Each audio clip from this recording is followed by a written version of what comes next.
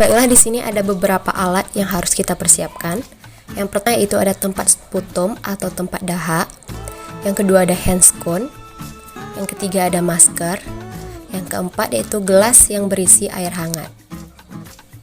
Teknik batuk efektif yang benar yaitu dengan cara: yang pertama, kita anjurkan pasien terlebih dahulu untuk meminum air hangat sebelum memulai latihan batuk efektif. Yang kedua, kita atur posisi pasien, yaitu dengan duduk dengan mencondongkan badan ke depan.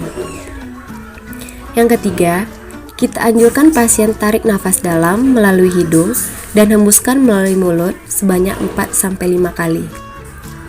Selanjutnya, pada tarikan nafas dalam yang terakhir, kita anjurkan pasien untuk menahan nafas selama 1-2 detik.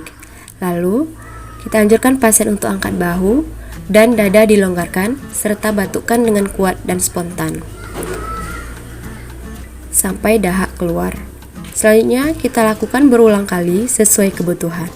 Yang terakhir, kita hindari batuk yang terlalu lama karena dapat menyebabkan kelelahan dan hipoksia. Tujuan dari batuk efektif adalah: yang pertama, bisa membebaskan jalan nafas dari akumulasi sekret. Yang kedua, mengeluarkan sputum atau dahak untuk pemeriksaan diagnostik laboratorium. Yang ketiga, bisa mengurangi sesak nafas akibat akumulasi sekret.